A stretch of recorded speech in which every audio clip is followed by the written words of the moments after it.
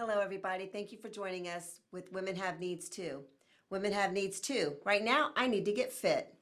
Lacey Byrd is an athlete, master trainer, and sports nutritionist, as well as the founder of Hybrid Athlete Training, which is a premier nationwide performance training company with the sole focus of helping individuals optimize human performance. She has nearly a decade of experience working with clients ranging from 7-year-old prodigious athletes to Olympic and professional athletes to 87-year-old seniors with declining physical conditions and all body types in between. Lacey's passion for health, progress, and quality of life drives her to help her clients integrate healthy, sustainable habits on a daily basis to live a high-performance lifestyle. Her competitive athletic background in track, bodybuilding, powerlifting, CrossFit, endurance racing, obstacle course racing, combined with her love of adventuring the great outdoors, bring a unique blend to her programming, which is where the term hybrid athlete comes from. A hybrid athlete is fit for all adventures. And we're going to have an adventure today. Yeah. So thanks for joining us, and thank you, Lacey, for being here. Absolutely. I really Thank you for appreciate it. having me. Remind me sometime during this story that we're going to talk about a little bit about my intro to. Anyway, we'll talk about it in a minute. You just have to stay tuned to listen to that special story. Yeah. So, you became involved with athletic programs when you were young. Yeah, I actually grew up playing sports. I did basketball, track, volleyball, and softball competitively, and I was very good. And but it was always kind of my escape, and it was always my focus, and it was always a mental thing for me. Yeah. And so that's what drove me to perform so well at sports and dive into that. And in college, so I actually graduated high school early and kind of went into college early and lost the sports side of it. And that's where I really fell in love with more of the understanding of the body, because my body started changing once I didn't have the sports and I was still eating whatever. Yeah, welcome to the real world, right? Right. It's so frustrating. And I think with women, I don't think it happens as much with men. I don't know why. Maybe it's metabolism.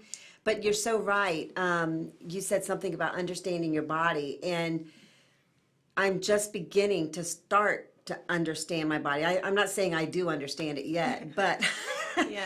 because I have a thyroid problem. I'm hypothyroid. So I have a hypothyroid. And when I was diagnosed with it back in the 90s, the doctors didn't ever tell me, don't eat this, that was not even part of the protocol. It was, here's your Synthroid, you're going to be on it the rest of your life. And that was it. Yeah. And now, over the last few years, I've learned that that doesn't necessarily have to be the way it goes for me. Yeah. Because I'm dead against pills and chemicals in my body, except for the occasional vodka and wine. But those aren't really chemicals, right? Depends on who you ask. Depends on who you ask. But I've cut most of that out as well, because I want to be optimum. My plan, it's not a new plan. I just wasn't really living according to the plan before, but now I'm trying to live according to the plan. But my plan is to live to 120. There you go. That's my goal. It's actually a lot more doable now because Yeah. people are starting to understand the importance of nutrition. I mean, nutrition is the fuel that you're putting in your body on a daily basis and has direct relation to how your body is performing and how it's responding, right? And as well as your fitness routine and regimen and getting your body working in an optimal way versus just kind of we live in a very reactive society when it comes to our health care. Yes. And people they're doing a certain thing on a daily basis, right? They're eating the same way. And actually 95% of our daily actions are subconscious. We're just on autopilot all day long. When we're driving the car, we're not thinking about driving the car, we're thinking about other things. When we're going to the grocery store, I guarantee you go to the grocery store and shop the same way every time. And so when you're trying to make these changes, right, it's a lot harder and there's a lot more to it than just being like, all right, I'm super motivated, right? Because it's all about changing that autopilot. But people are doing these things on a daily basis, and then what happens is over time there's that buildup, right? 1 in 3 people die of a chronic disease. Heart disease, diabetes, stroke, all these different chronic diseases that are so prevalent in our society, 1 in 3 people die of them. And 80% of those are preventable. And it all comes down to your daily habits. How are you exercising, or are you exercising? How are you eating, or are you eating, right? And then are you smoking? Are you doing these bad habits that are destroying your body and building up plaque over time? That starts to restrict blood flow, cause inflammation, which leads to chronic pain or chronic disease. And then what happens is once we have these diagnoses, then we're prescribed a pill. We're prescribed a Band-Aid for the bullet hole rather than fixing the body, right? Because when you get one pill, what happens next? Now you have another pill prescribed for the side effects of the first pill. And all of a sudden you're taking 20 to 30 different pills and you're completely numb to your body and don't actually understand, right? And then that's when people just shut off. That was the story for my grandmother and my mother, and I decided a long time ago that was not going to be my story. Yeah. I was really upset when I had to go on the one pill, and this was back in the 90s, and I am like, are you sure? Can we just make this temporary? And he was like, no. But I have been able to reduce it with, through my nutritionist. I've been able to reduce the dosage, and who knows, mine's pretty far gone. My thyroid's pretty far gone. It's pretty ridiculous. But I'm thinking that with my new way of eating and taking care of my body, there might be a chance that I could just come off of it and just have like a supplement or something like that, a natural supplement. I'm hoping. But I want to go back to the 80% preventative and the 20%. What are the 20% that are that you can't like reverse or can't? A lot of that is genetics, or like for example, so the difference between type 1 diabetes and type 2 diabetes, right? Type 2 diabetes is typically from being overweight, poor eating habits, lack of exercise. Type 1 diabetes, people are born with that or diagnosed at a very young age. Right. So it's not really, you can manage it and you can still be very healthy, but it's not, so that's kind of the difference there in contrast. And you can feel better if you're not giving in to the chocolates and the processed foods. You can help yourself feel better by eating better. Yes. Right? Yes. So I want to talk about your hybrid foundation program because I'm going to be starting it on Sunday. I'm so excited. I can't wait. But I have no idea what I'm in for. Okay. And first of all, let's talk about how you came up with it. And it sounds like you came up with it because you were an athlete that kind of cross-trained. I like 5 or 6 different, we haven't talked anything about me, and it's not about me today, but I wanted to let you know that I have been involved with 5 or 6 different sports when I was growing up, and I was okay. I wasn't like an Olympic. I just heard they're adding breakdancing to the Olympics, but anyway, I might be going to the Olympics. I just heard that this morning on the way here. And speed walking. I think I could be really good at that. Yeah. Except I have short legs, I'd still lose. But so I'm really interested to hear about the Hybrid Foundation program because it sounds so interesting. It sounds like right up my alley. Yeah, and good thing, right? Because I'm going to be doing it. That's typically a good starting point. Yeah.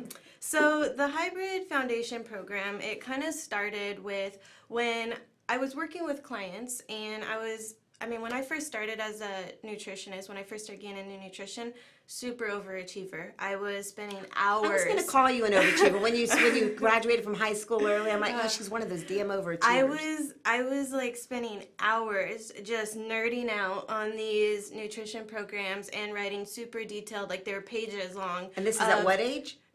This was 22. Okay, so when you first started getting into after when you started gaining weight after you stopped. Well, no, this is after I started working with other clients. Okay. So I was writing out these nutrition programs, and I would get on a new client, and they had all these ambition, right? Everybody who starts with me, they start with all the ambition, all the drive, so much motivation, but zero idea what they're doing. right? And zero plan of attacking, like I said, the habits, the subconscious, understanding that you need to change those daily habits to get your autopilot changed. So what I was doing is I'm writing out these elaborate meal plans, and it didn't matter how excited or motivated somebody was. It was like 4 weeks tops that they would stick to it. The retention was terrible. And it's an 8-week program. No, this was before I even developed the 8-week program. This was just like clients, they're wanting to lose weight, they're wanting to, whatever they wanted, right? I'm breaking down the science and the math, and I'm looking at, okay, this is exactly where their calories need to be, their macronutrients need to be, this is exactly what it needs to look like. If you just eat this at this time, this much, that like, it's gonna be perfect, right? Do this for 12 weeks and you're gonna reach your goal. But you know what that did is that took the human component out of it. Right? We're not robots, we're not machines that you can just program. And so I quickly realized that, and I don't do that anymore. And what I did is the nutrition aspect of it is I realized there's so much out there in terms of like all these fads, right? Like high fat, high carb, low carb, don't eat carbs, paleo, keto. What is like what's the right one? Yeah, people are just like going all over the place back and forth, and they start to go down one route, and then they're like, oh my gosh, I'm not seeing any results. So then they overcorrect and they go the exact opposite way, and then again they overcorrect and they're just going back and forth. Right. And meanwhile, they're actually damaging their body in the process. And so it becomes harder and harder and harder for them to accomplish their goals because, and I'll get to this in a minute, but they're actually losing their lean muscle mass. And that lean muscle mass is gold. That is what is burning the fat. So if you're trying to lean down, if you're trying to get healthy, better energy, better metabolism, it's all about feeding and nourishing that lean muscle mass. And that's where people were falling short. So when they're losing that lean muscle mass, they're just starting to accumulate more fat each time, and it's harder for them to burn it, right? Right. Not to mention the natural progression of age, or the regression of age, where you're naturally, especially women, they're naturally losing muscle mass. Right. And their bone density is decreasing. Well, men do too. Exactly. Yeah. But more so with women. And women tend to be more extreme because they're more focused on their physical appearance. Men are too, but they're less focused on it. Yes. Yeah. So what I did was I realized the issue was not following the right nutrition program or anything like that. It was they needed to understand what's actually going on in their body.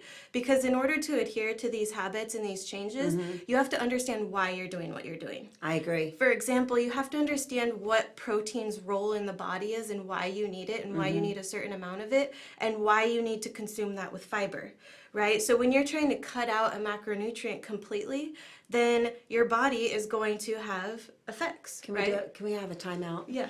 What is a macronutrient? Because I've heard of macros and micros, and I'm like, what is it? Tell me what it is. And you watch this 45-minute video, and they still don't tell you what they are. Okay, I'll simplify it for you. Okay. So I'm just going to give you a 30,000-foot view of nutrition. So imagine you're just like in a plane flying over. I'll just kind of give you the quick overview. So you have something called, calories, correct? I know calories. Calories know me. So here's the thing. Calories are simply a unit of measurement. Okay. It's like an inch, a mile, a gram, a pound, a calorie. Calorie measures energy. So your basal metabolic rate, that is like your baseline, right? So if you were in a coma all day, or if you're laying in bed all day, you're still requiring energy, right? They would still put you on a feeding tube, even if you couldn't eat, because your body is still requiring energy to stay alive and to function. So you still have to have energy in because you're still putting energy out, even if you're not moving and exercising. Right? Sure. So then, and that's unique to everybody, okay, right? Everybody has a different age, weight, size, their body's requiring different. And then you factor in their energy expenditure throughout the day. What are they doing? What is their training style? What is their goal? Are they trying to lose weight, gain weight, right? So that's when you start kind of adjusting the calories. Okay, so that's how much energy you need on a daily basis in order to reach your goal. All right. Okay. Then you break that down into macronutrients. So macronutrients is just a fancy word for nutrients that your body needs in large quantities, macro, right? So those are broken into proteins, carbohydrates, and fats. Each one of those plays a very vital role in the body, and you can... Can you say that again? That's what? It's proteins, carbohydrates, and fats. Carbs and fats. Okay, got it. And they all play a very different role in the body, which is why you can't just cut out one of them, right? Right. You can't just There's a say, role. okay, I'm not going to have carbohydrates, right? Because your body needs those carbohydrates. Yeah. Even if you're going to fluctuate them, you still can't cut them out completely, right? There's a reason I'm putting my coconut milk in the smoothie. It's not because it just tastes good.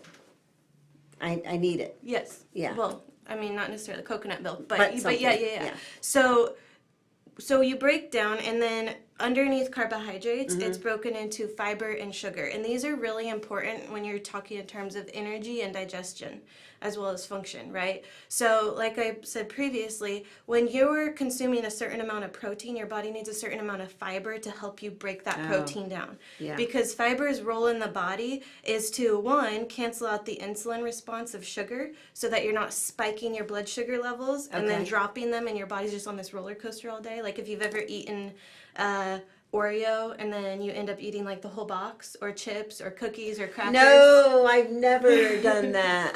Of course not. Of course not. Maybe half. But the reason why you can eat so many is because all it's doing is it's just putting straight sugar into your bloodstream. Right. It's And it not wants giving you more. any satiety. Yeah. Or a good example would be Any more what? satiety. So like the Satiety. fullness. Yeah. Yeah, the sensation of feeling full. So for example, a glass of apple juice versus a whole apple, right?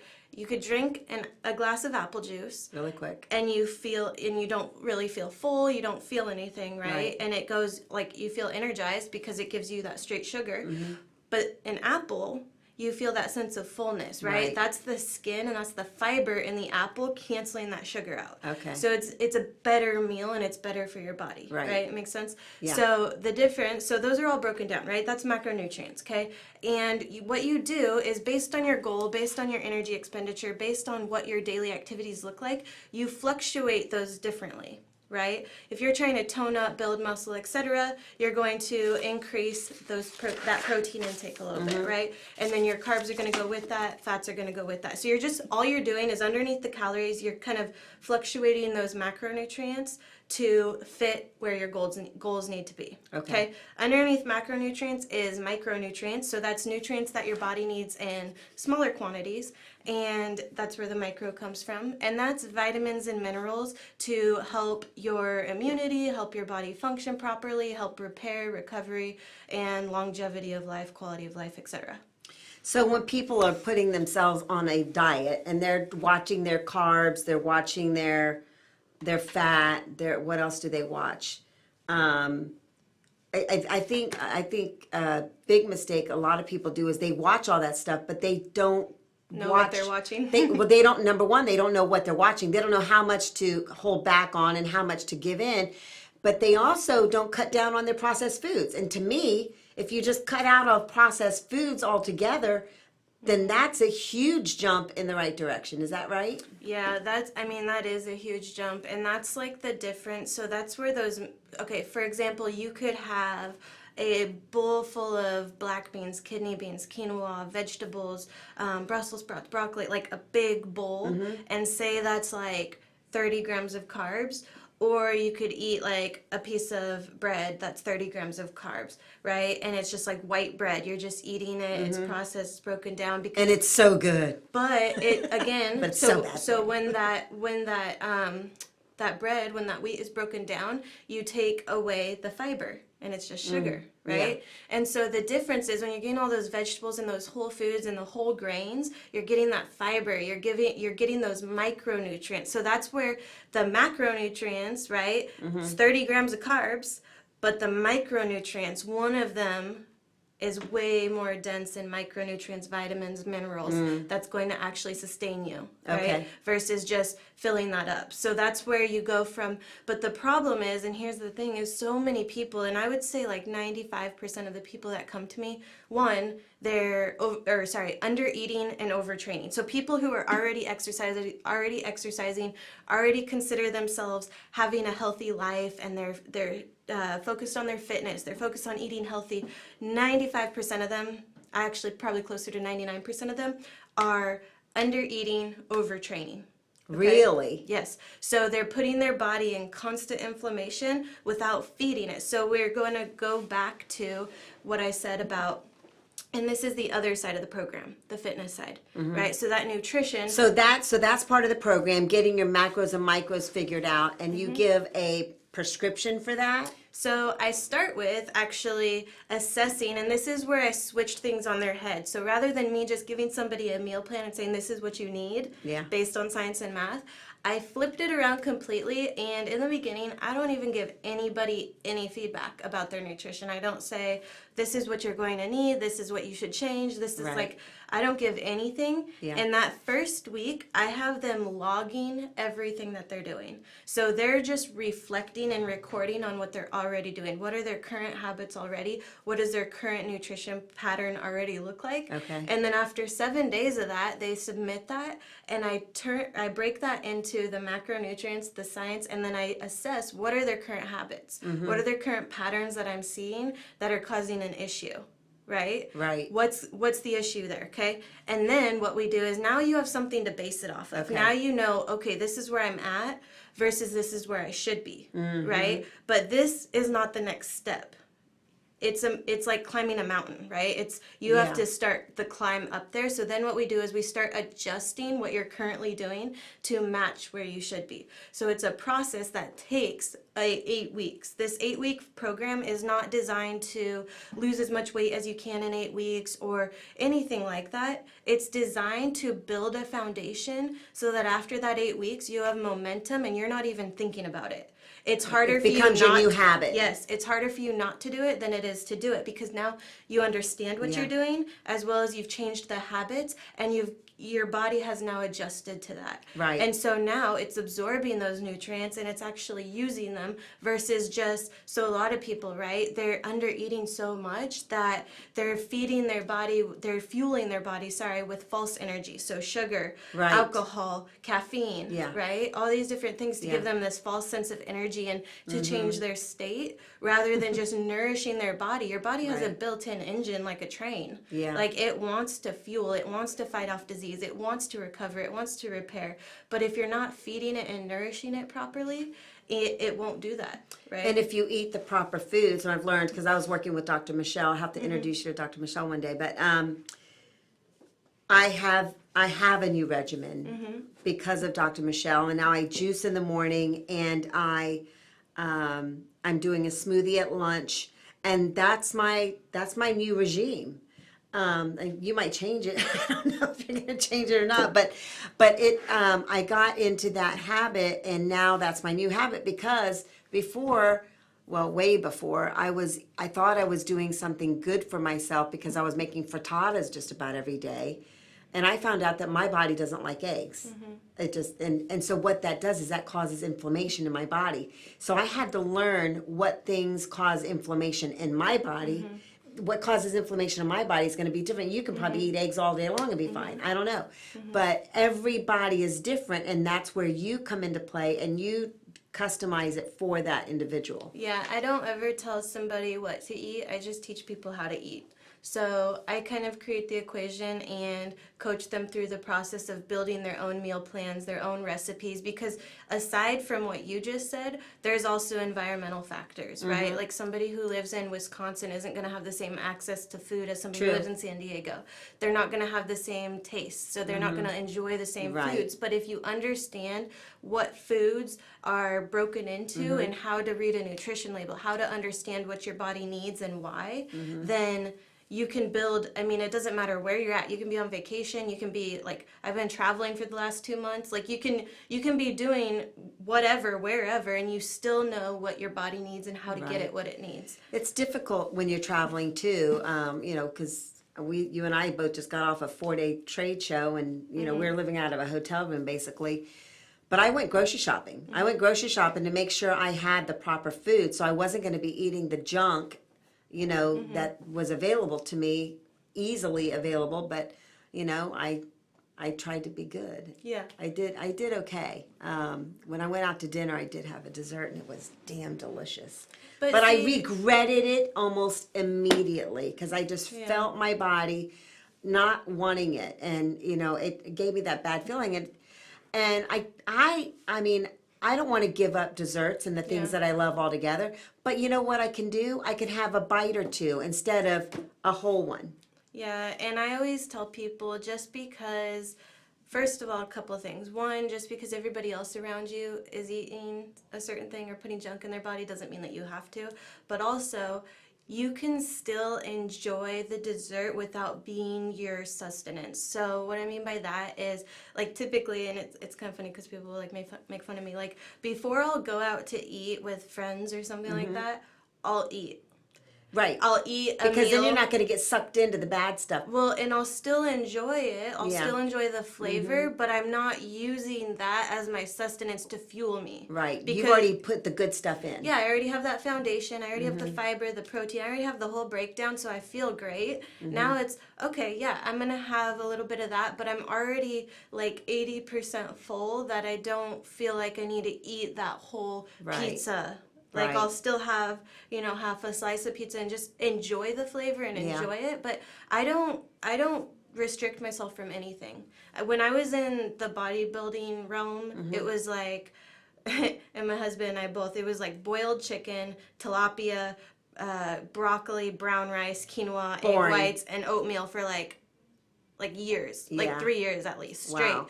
And that's all we ate. But what that did is that developed this sense of, it was like an apprehension and a fear of food in me. And then what did I do after I finally burnt out from that? It was like this fear of eating anything else. But when I finally burnt out from that, I just like went off the rails the other direction. Right. And I was like, I want to eat whatever I want. I don't want to have any boundaries on me. Yeah. And that's where it was like I had to find something that was balanced. I mean, there Right. are millions and millions of different foods out there. There are so many And they're ways. so good. And if you understand the why behind it, then you can like. I'll eat anything, but it's understanding what does that mean, right? What does that look like, and how do I balance that out? So if I'm gonna have, for example, say I'm gonna have a little glass of wine, right? Then I'm gonna have protein and fiber right after so that I don't crave more wine because that sugar spikes your insulin up, drops it down, makes you want more. Exactly. Right? But if you cancel that out with the fiber, so if you're understanding like these little tricks and hacks of how your body works, I like that hack. then you're back in control. You're back in the driver's seat versus just letting your circumstances, your environment, and your habits control your health, your physique, and your performance. Okay, so that's only one aspect of it because I'm gonna put in this little story real quick. My father is a retired phys ed teacher. He's still alive, 88 years old, and he's still a role model. He's playing pickleball 3 or 4 times a week. He's amazing. He's absolutely amazing. I just learned what that was actually. Oh yeah, and so he has his philosophy all through life was balance. He said dieting is not enough and exercise is not enough. You have to do both, and that's your philosophy. So for the hybrid foundation program, you do a little bit of both, right? You do the nutrition as well as the exercise. Yeah, as well as the habit change. All right, So so it's an 8-week program, and this program is designed to start exactly where you're at. So I created the outline and the structure of this program so that wherever somebody's at, they could start with it and it would build the foundation because your body, so you have the nutrition aspect of it, right? And typically everybody's like, I want to lose weight, I want to tone up, I want to feel better energy, I want to be fit, I want year-round abs. Like, but I do. Yeah, but what happens, so here's the thing, like in the bodybuilding realm, I mean, you see these people all the time, they get super, super lean, but then they gain 40 pounds. And then they get super, super lean again, and their body's just like boing, boing, boing. Right, and that's not healthy. No. It's not good for your heart, right? No, it's not good for anything. Yeah, right. But so anyways, what you have to do is you have to first understand the habit. So the habit change is a huge part of this 8-week program. And the first week is all about data collection. It's all about understanding exactly where you're at. So you're logging your food, right? You're logging your habits. Yeah, let's talk about that for a second too, because Lacey has this amazing app that makes it convenient and easy for you to log it. You're not just, you're just going right on your phone or computer, right? You can do on both. Yep, you can do it on both. And just type it in and it's there for you to Yes. produce. Okay, Yep. so sorry. Yep. So this app, you have your own profile, you have your login, and you have a calendar in there with everything that you need to do each day. Mm-hmm. And it's very user friendly. It's very set up. All the workouts are video format with me doing them, demoing them, describing them, and explaining where you should be feeling it, what you should be doing. So you don't have to live in the same town as somebody because you're No. doing it all virtual. All virtual. So you're doing these workouts on your own time. All the workouts are 30 minutes. Because my philosophy is all about sustainability. 30 minutes a day, 6 days a week for 75 years. Say that again. 30 minutes a day. 30 minutes. 6 days a week. 6 days. 75 years. 75 years. It's all about longevity. And here's the issue with the fitness side of things. So we already talked about nutrition, how people do these extremes, right? Yeah. They do the same thing with their fitness. They get motivated, they get excited to Right. start something, and they overtrain. They come out of the gate super strong, burn out their body. They don't address all the imbalances. First of all, everybody is asymmetrical. You're either right or left-handed, right? Are you right or left-handed? I'm right-handed. Okay, so think about the amount of things you've done in your lifetime with your right hand versus your left hand. Right. Okay?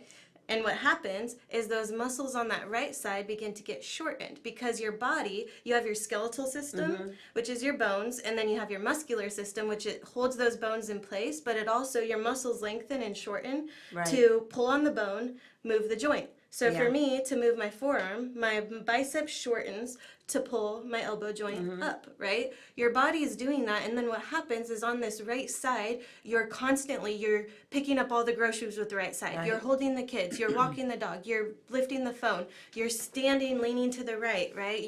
Your posture starts to form to that right side. And then when you go and you try to do a compound movement is where you're using multiple muscle groups, right? Your entire body. Now everything's off, right? Right. So then you have these shortened muscles on the right side, which is like, imagine your right side is like front of the bus, front of the classroom, ready to go, like, call on me, I'm ready.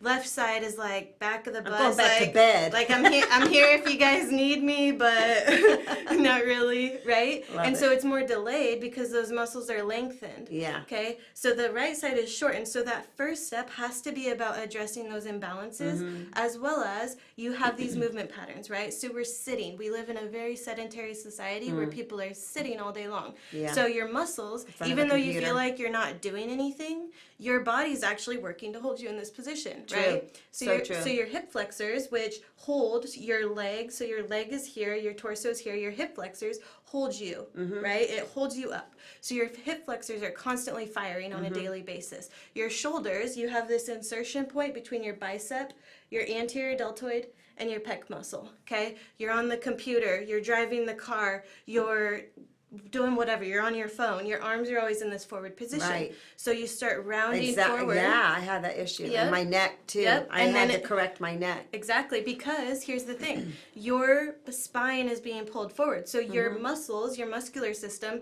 is reforming Changing to your form. daily movements and pulling your spine in that direction. And then the more forward your head pulls, the more weight it adds to your lower back. So now you try to stand up. Yes. Do you know what that is? Do you know what the difference in weight is? Because somebody told me Not one off time. the top of my head. Oh, Yeah. it's so interesting because it weighs Every degree. it weighs yeah. like 10 pounds here, but at every degree that you're leaning forward, and I'm a leaning forward kind of person, and I'm trying to correct myself, but like every degree, like you said, it's like it not just adds weight. I mean, it like Yeah. doubles it and then doubles it and because triples it's it. it's adding weight to your lower back. And then it's going all the way down. Exactly, because it's all connected, Yeah. right? And so it's not simply about just like, oh, sit up straight, right? Right. It's about opening up, so lengthening I these find muscles. myself sitting that are, up straight or just talking to you. Yeah, because your muscles are Such a getting good influence. shortened up here. Right. Shortened here. So when you try to stand up, your body is still trying to pull you in that position. So this Yeah. is why so many one of the largest injuries right across like chronic pain and chronic injuries are knee pain, low back pain, neck and shoulder pain. I have a question for you. Can we give a tip right now to the viewers? Like a lot of people are at the computer all day like I am. I'm not all day, but a lot of the time. And when I get up after 20 or 30 minutes, I am so stiff. Is there a proper way to be sitting at my computer? Well, I mean, first of all, I definitely recommend getting up often because the longer that you're in that position, More often than 20 minutes? well, Or is that good? I mean, it's a start, Yeah. but this is where that training comes into play. Okay. So without putting I a know plug, you- it's like do my program. It's like, because I know you help, like, Yeah. you Yeah. teach people Yeah. how to lift, how to sit. Yeah. And because it starts with, first you have to go in and you have to create those neural pathways and stimulate that posterior chain, because like I was going to say, when you stand up, right, you're not getting full range of motion in your joints, you're not getting that full range of motion in your Right. hips. So when you walk, when you're doing everything, you're overactive in the front, right? Those hip flexors are taking over, your core is then inactive because you're pulled forward, and all of your weight goes to your low back and your knees. Okay. Right, I would stand up, but I don't think there's room to see me. That's but okay. you when you're standing up, people are standing up, they're leaning forward, they're using momentum to get up, and then their low back and their knees are then being overloaded because they're not even using their glutes and hamstrings or their Right. core, right? So it's kind of the same concept as your head being pulled forward. Right. The more symmetrical that you are and the more balanced you are, the more effortless every movement becomes. Okay, good. And so it starts with first building stabilization. So the first 4 weeks of my program are all calisthenics based. So it's all body weight, and it's all designed to stimulate the different muscles that you're not using, teach your body how to use those, and then lengthen the muscles that are being overused. So Okay. opening up those hips, strengthening the Great. glutes, strengthening the core, strengthening the stabilization. So stabilization is so important because that's the foundation.